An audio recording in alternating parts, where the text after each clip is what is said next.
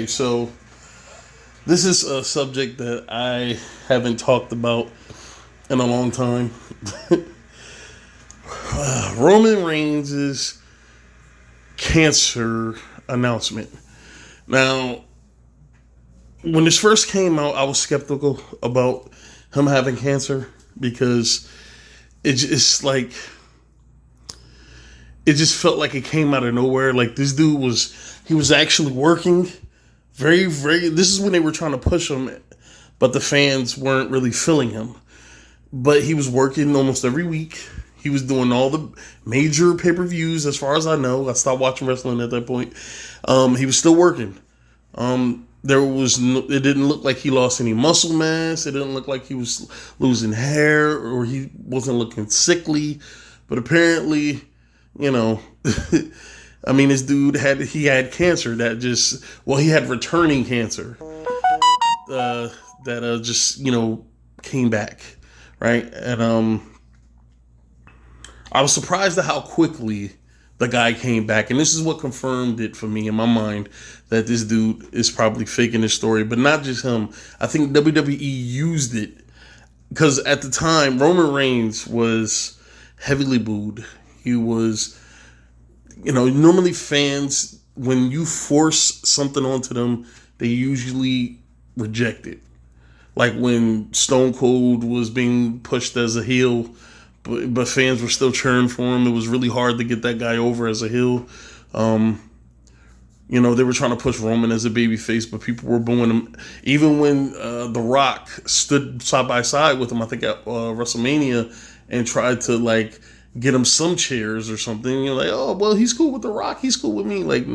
Nothing. He was the fans were not having it.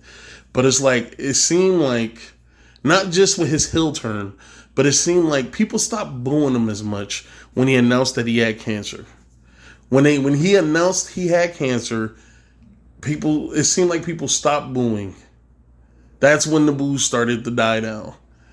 And this is why I think WWE pushed it as a tactic to kind of sway people on the side of Roman Reigns. Because when we look at cancer patients, when we look at people that we know, people that we love that suffer from this, we look at them as warriors, survivors. You fighting this illness that is designed to destroy your body, and you're fighting it with everything you got. There's something admirable about that. And you look at them with admiration, and that's usually how it goes. And I think they used it because they wanted people to stop booing Roman. They wanted to get as many as they could on his side, but if not, I mean, how many people boo a cancer patient, bro? You have to be a piece of shit to boo a cancer patient. Well, I'm just giving y'all an update about my cancer. Boo! It just doesn't feel natural. It feels wrong. It feels wrong for me to be chuckling about this shit. But like I said, I don't believe he had cancer. And I said this. The reason why this is being brought up again is because I was watching a WWE conspiracy iceberg type video, and I hate watching these kind of videos because most of the time the people that are doing these videos, they're giving, instead of them just going along, not agreeing with everything they're saying, but just reading it as if they're announcing it or giving some kind of context to the story, they have to insert their beliefs into it. Like, I don't believe this one. There's no evidence to back it up. Or if there's very little evidence to back up something that they do believe, well, there's a little bit here that I like and that makes this, it's like in their mind, if there's not enough to sway them, then whatever conspiracy or whatever they read isn't true. So this guy, he mentioned the Roman Reigns cancer thing, and his immediate reaction was, anybody who believes this conspiracy is stupid. Like, bro, really? All right, so let me give you some points of why I'm thinking this. Roman Reigns announced on October 18th, 2022. Oh, no, 2022. 2018. October 22nd, 2018, he announced that he had cancer, or his cancer returned, right? He goes away. He comes back February 25th, 2019. Exactly 4 months after he announced he had to retire, he comes back And probably, I didn't even look at the video, probably gets the biggest applause that you could think of. Okay, now I did a little bit of surfing, trying to come up with some logical answers for this. And one logical answer I came up with for this kind of supreme phenomenon is called spontaneous remission, right? Where without treatment, you would just all of a sudden you're in remission, like all of a sudden you're in remission. Without anything being done to fight this thing off, the tumor started to go down by itself, or the growth started to go down by itself. Whatever it is, right? It starts to go down by itself, right?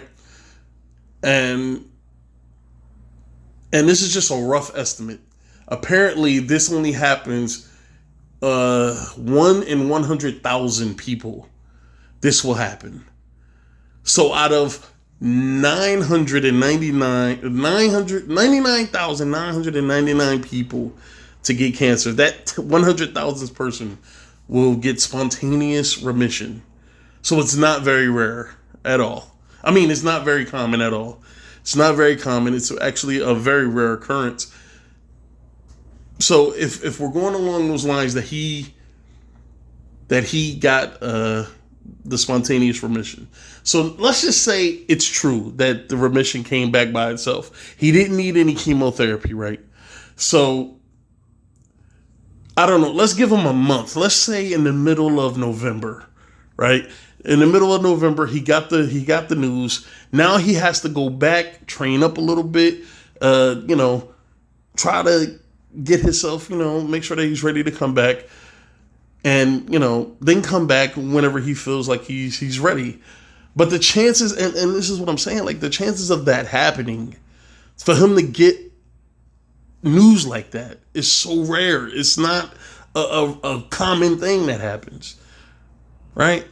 So let's do away with that one, because is it possible? Maybe. There's like a sliver of a chance that it's possible that Roman Reigns is the one person out of the 100,000, right? Let's do away with that one, though. Let's just go along with the lines that he did get chemotherapy and he was able to get in remission pretty quickly, right? So let's say if he did a month of radiation, he did a month of chemotherapy, right? And he got his news that he's in remission. Now, after getting all that chemo, like a month's worth of chemo, your body started to wither a little bit, you're coming up with all kinds of side effects like anemia and fatigue and hair loss, stuff like that. Like things are happening to your body, right? Things are happening to your body, let's just say. And then he gets the news. So the Roman Reigns that comes back, I mean, I'm not saying that he wouldn't be, at least somewhat healthy by the time February rolls around. But what I'm saying is the dude looks exactly the same as when he left in October. And October to February is not that long, man. It's not that long. And I'm giving him the slimmest of timelines. A month, all this shit happens to get himself back ready to come back and fight. And not only that, man, like, what about bruising, stuff like that? Like he wouldn't be, I don't think he would be fit 2 months after getting news that he's actively, like he's ready. Like doctors will give him the go ahead. I like maybe 6 months, maybe closer to a year, when he comes back, maybe he'll be ready. I don't know, bro. I don't believe it, bro. Like, you go away, you make this big deal about you having cancer, and you go away and you come back 4 months later. No, you didn't look like you lost any muscle. You didn't look like you lost any hair. You didn't look like your skin started to fucking fade, like nothing. Like you look the same as when you left. It's weird, bro. It's weird. Am I the only one thinking about this? Probably. Because nobody, and that's another thing. It's been 3 years. 3 years and nobody talks about his cancer at all. Nobody mentions it. WWE damn sure doesn't mention it. What about when it's around the cancer time where people got breast cancer and all that other stuff? What about that time? Shouldn't Roman Reigns, being an active superstar who's battled cancer in the most recent past, wouldn't he be spearheading a lot of these fundraisers and all types of shit? Like, wouldn't he be doing this? Like, he would be the poster kid for cancer. You know, like, he would be the guy that, hey, I'm Roman Reigns, and I'm here at, the Children's Hospital where there's a bunch of kids with cancer, and we're raising money, and we need your support. Like, we don't see nothing like that, bro. Nobody mentions his fucking cancer as far as I'm concerned. Like, I typed in Roman Reigns cancer into my computer, and the top result that came up was his announcement that he had cancer. Not some fundraiser, not some news or anything like that from the most recent, no recent things. The only recent thing that comes up is when he said he had cancer and when he announced that he was in remission. That's it. And I thought, people would have questions. Like, how the fuck did you get in remission so quick? And not only that, like, did you get any chemo? Like, bro, why did your body look the same as it did 4 months ago? Like, bro, I don't know, man. I think the reason why this bothers me so much is that WWE and Roman Reigns, and this is just to me, if they're capable, I do think they're capable of this. If they're trying to push Roman as a face, and they're trying to get the fans on his side, this is the most effective way.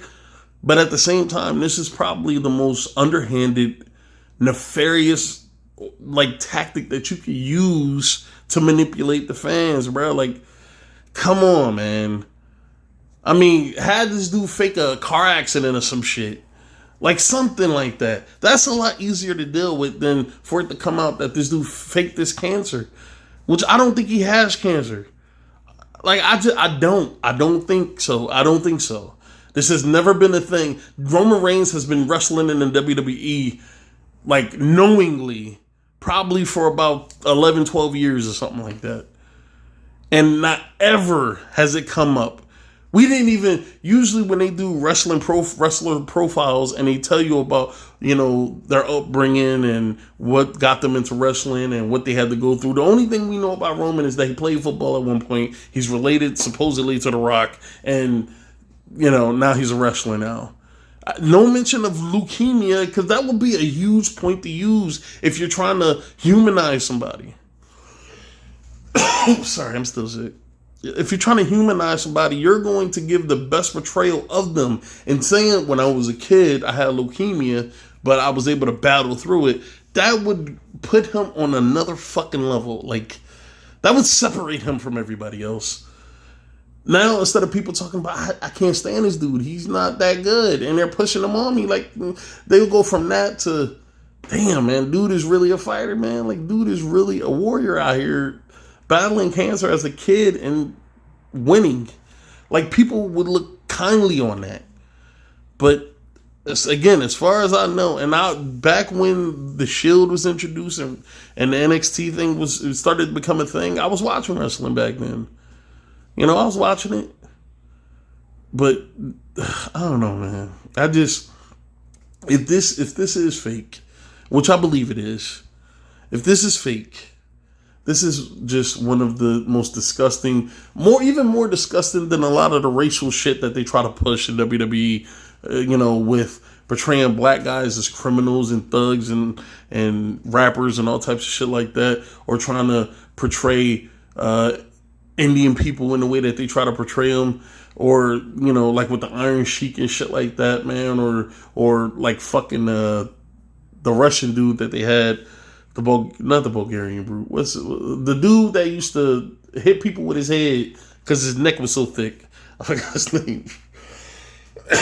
Like, they always try to portray black people and foreigners as enemies, and there's always some guy like Stone Cold, The Rock, or Hulk Hogan, or John Cena, who's the all-American guy that's supposed to defend the honors of the Americans. Like, it's weird. It's weird, bro. It's weird. But that's it, man. I'm done. All right, I'm done.